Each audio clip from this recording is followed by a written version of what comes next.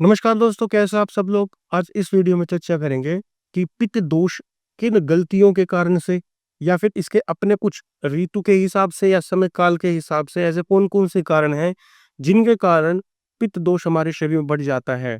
और इसी वीडियो में लास्ट में मैं इसको संतुलित करने के लिए कुछ घरेलू उपाय और आपको क्या खाना चाहिए और क्या चीज़ अवॉइड करनी चाहिए, आपको ऐसे टिप्स पे याद हो जाएँगी।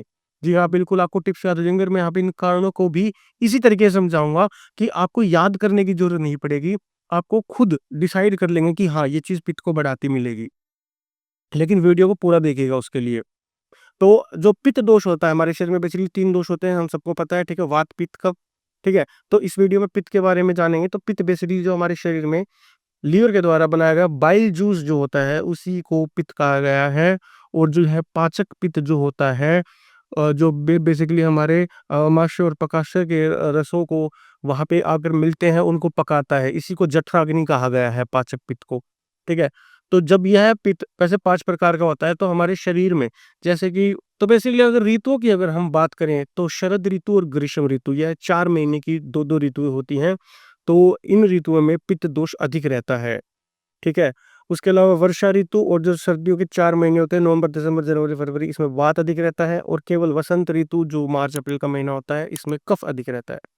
तो बेसिकली ग्रीष्म ऋतु और शरद ऋतु में हमें ज़्यादा ध्यान देने की ज़रूरत होती है, क्योंकि यहाँ पर पित्त ज़्यादा कुपित होता है, ठीक है? तो ऋतुओं की अगर हम बात करें, तो इन महीनों में पित्त ज़्यादा कुपित होता है। दिन के समय में या रात के समय में कब मतलब समय काल के हिसाब से कब पित्त कुपित होता है, तो दिन के मध्य समय में, यानी 12 बजे के आसपास, 12 से 2 बजे के आसपास, और ऐसे ही मध्य रात्रि 12 के 2 बजे के आसपास पित्त कुपित होता है, वह पित्त का समय माना गया है। और इसी प्रकार जब हम खाना भोजन कर रहे होते हैं, तब भी वह पित्त का समय माना गया है, क्योंकि वह पित्त जब रिलीज़ होता है तभी तो भोजन पचता है। ठीक है? तो इस तरीके से यह पित्त का समय माना गया है। हमारी अवस्था जो हमारी होती है ऐज के हिसाब से, ठीक है? तो लगभग 16 से 17 वर्ष तक, 0 से लेकर 16-17 वर्ष तक कफ के माने गए हैं।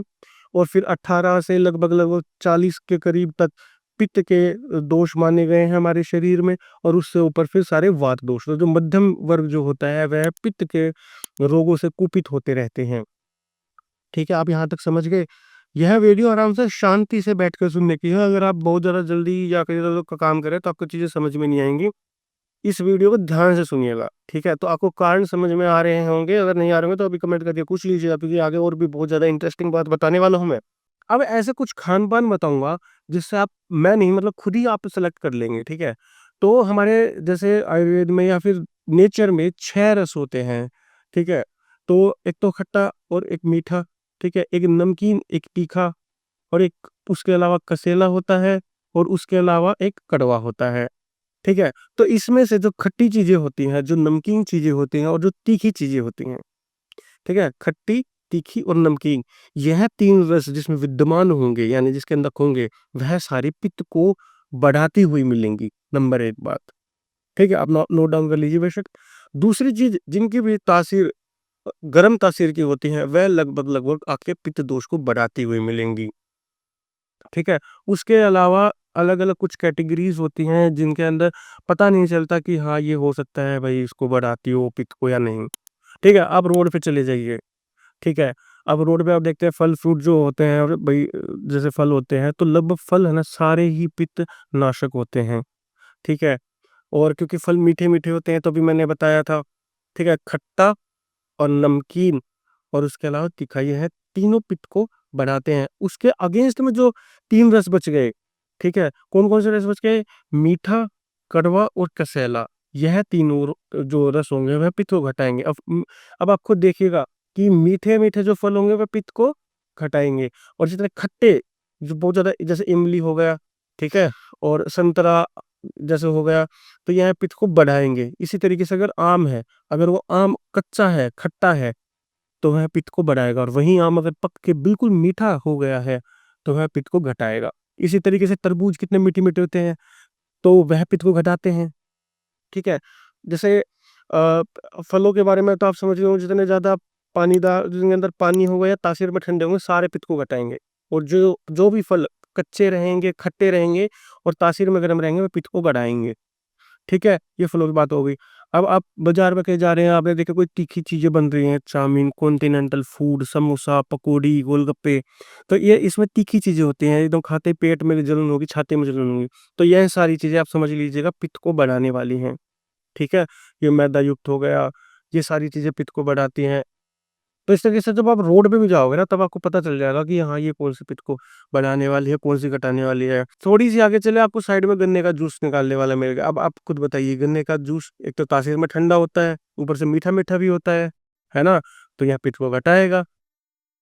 भाई अत्यंत पित्तनाशक बताया गया है गन्ने का जूस, इसलिए तो अब आप खुद समझ रहे हैं। ठीक है, फिर वही घर आ गए, आप सोच रहे हैं आप चाय बना लीजिए, इसमें मैंने तो मीठा मिला दिया, अब ये पित्तनाशक हो जाएगा। नहीं, चाय की तासीर भी तो गर्म होती है ना, और उसमें जो चाय पत्ती जो पड़ती है वह उत्तेजक होती है, उसके अंदर कैफ़ीन और टैनिन होता है जो शरीर में उत्तेजना को लेके आता है। तो चाय अपने आप में पित्तनाशक है। इसी प्रकार से शराब जो है वह पित्तनाशक है, और इन दोनों के साथ खाया क्या जाता है? चखना। यानी कि नमकीन। नमकीन रस मैंने पहले ही बता दिया था कि नमकीन जो-जो चीज़ें होंगी, जैसे इसलिए नहीं कहते कि ज़्यादा नमक नहीं खाना चाहिए, ज़्यादा नमक डाल के नहीं खाना चाहिए, हाई बीपी में, हार्ट की डिज़ीज़ में नमक नहीं डालना चाहिए, है ना? तो वो सबसे पहले नमक इसीलिए बंद करवाते हैं। तो नमकीन जो होते हैं, जो चीज़ें होती हैं, भुजिया या फिर कोई भी, सबसे पहले अगर पित्त दोष बढ़ा हुआ है तो नमकीन चीज़ों को आप बंद कर दीजिए, ठीक है? फिर बहुत ज़्यादा खट्टी चीज़ अगर आप खा रहे हो, ठीक है? और अचार-वचार जो चीज़ें खा रहे हो, तो वो चीज़ें बंद कर दीजिए। गरम तासीर की अगर चीज़ें खा रहे हैं, तो फिर आप वो बंद कर दीजिए। अब आप घर में देख लीजिए किस तरीके से बना रहे हैं। 6 रस के हिसाब से अगर आप चीज़ें समझेंगे, तो मैं नहीं, खुद डिसाइड करेंगे आप, ठीक है? अब आप कहेंगे कि ऐसे तो आँवला है, आँवला तो भई कीटनाशक होता है, आँवला वैसे तो खट्टा होता है। आँवला में 1 रस नहीं, खट्टा रस नहीं होता, केवल 5 रस विद्यमान होते हैं 6 में से। तो आँवला पित्तनाशक, वो तो त्रिदोषनाशक ही है, लेकिन ऐसे अपवाद भी होते हैं, ठीक है? जैसे मैंने कसेले रस को के लिए बोला कि वह पित्त को कम करेंगे, तो अब कसेले में तो वो हरड़ भी आता है, ठीक है? और शहद भी आता है।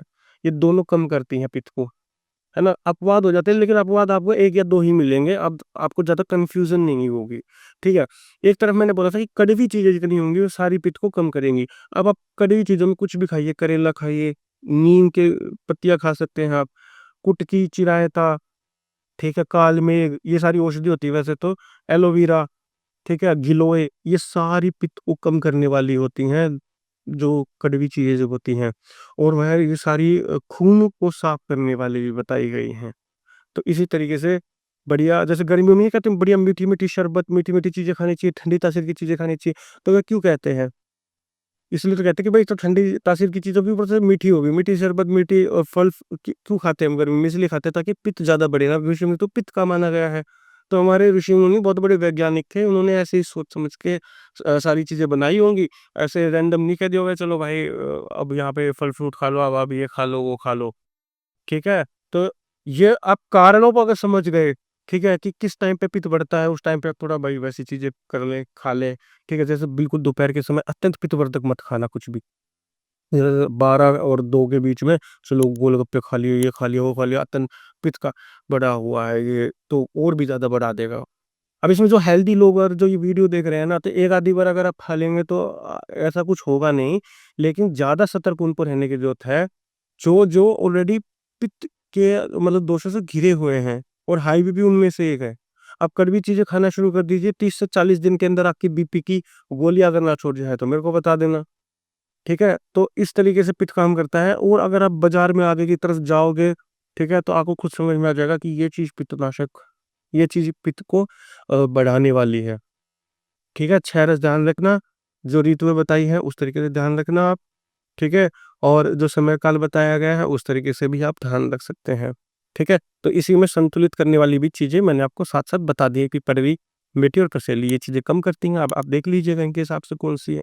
तो मैं आशा करता हूँ मेरे द्वारा दी गई जानकारी आपको अच्छी लगी होगी, और मैंने पूरी कोशिश की आपको समझाने की कैसे पित्त काम करता है, और कहाँ-कहाँ पित्त बढ़ाने वाली चीज़ें होती हैं और कहाँ-कहाँ कम करने वाली होती हैं। अगर कोई भी चीज़ समझ में ना आए तो आप कमेंट के माध्यम से हमसे पूछ लीजिएगा, और यूट्यूब चैनल को अभी तक सब्सक्राइब नहीं करा है तो अभी लाल बटन दबाकर सब्सक्राइब कीजिएगा। धन्यवाद।